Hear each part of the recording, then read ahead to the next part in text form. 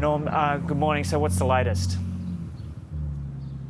Well, Joe, as you mentioned, we've just heard from New Zealand police that they use the terminology that 6 bodies are prepared for airlifting from the White Island volcano to a New Zealand frigate that is just offshore.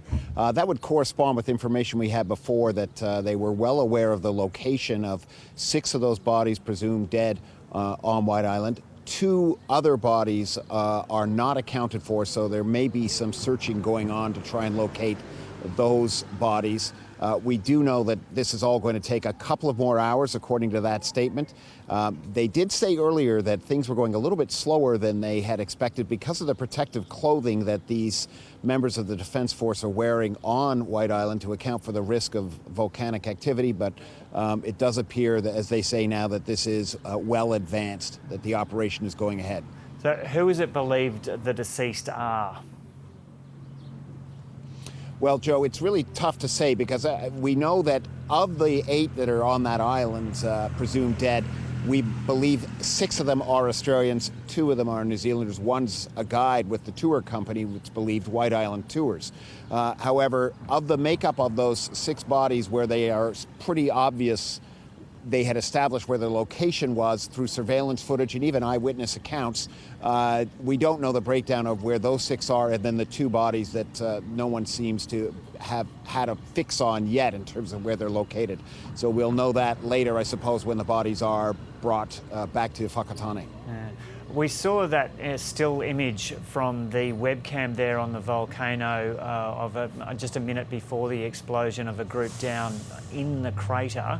Is it clear just where these people were when the eruption happened?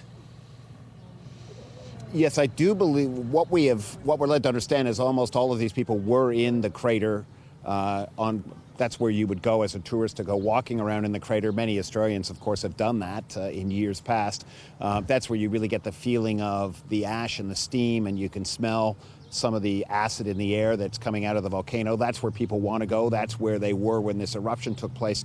Also, some of those bodies, we know that first responders, helicopter pilots who were on White Island, who were helping to fly people off, the injured, some of them before they left, put bodies in positions where they would be able to come back and get them. So those are probably some of the 6 that the location was known to them before they went to the island today. And Norm, I might just explain for people who are watching, we're just seeing some of the vision that was revealed just in the last 24 hours of a person who was in a group that was the second last to leave the island. So these are images from inside the crater just kind of half an hour before this explosion. And one of the things that was mentioned after that was one of the tour guides remarked about the green water that was coming down part of the crater.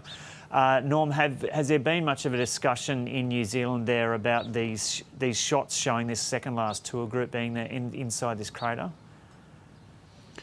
Well, I can't say that there's been specific mention of that, but of course some of the accounts and some of the video that has come out in terms of, I believe people may have seen tourists from Brazil who were on the morning group who were just leaving White Island when the eruption took place, and you really do get a sense of the incredible power and just the panic in people's voices, because what you don't see on the film is what you would be smelling and what you would be feeling in terms of the heat and the gases in the air, things like sulfur dioxide, and that obviously you'd be smelling that well before you even saw the smoke plumes going up in the air, and you would know there was something very, very wrong. And of course, it's worthwhile remembering that the ash coming out of that volcano was estimated to be, if you were anywhere in the vicinity, up to 100 to 120 degrees. So really, really hot. It would be like you were standing close to an open oven that was cooking food. That's the sort of feeling you would get.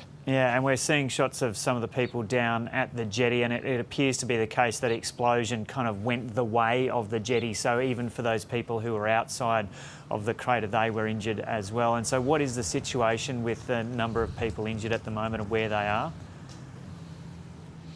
Well, obviously, as we've been covering over the last few days, there have been significant repatriations to Australia of some of the very severely injured Australians, and a lot of fine work and trouble has been gone through by the Royal Australian Air Force and even some private evacuations.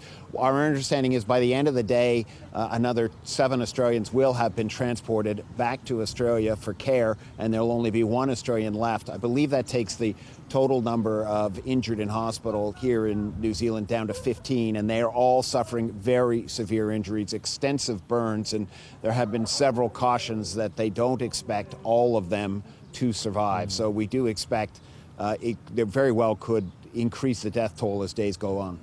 And what is the death toll at the moment? Is it 8 people confirmed dead and 8 believed dead? So like, is the death toll 16 now?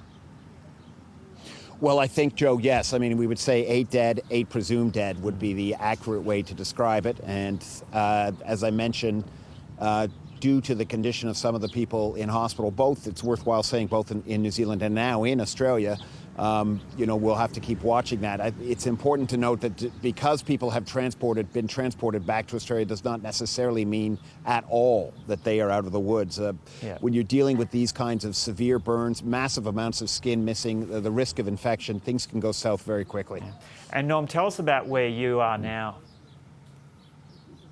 So we are at the Whakatane Maori Marae. It's a Maori community and spiritual gathering place here in Whakatane, and many of the families have been taken here.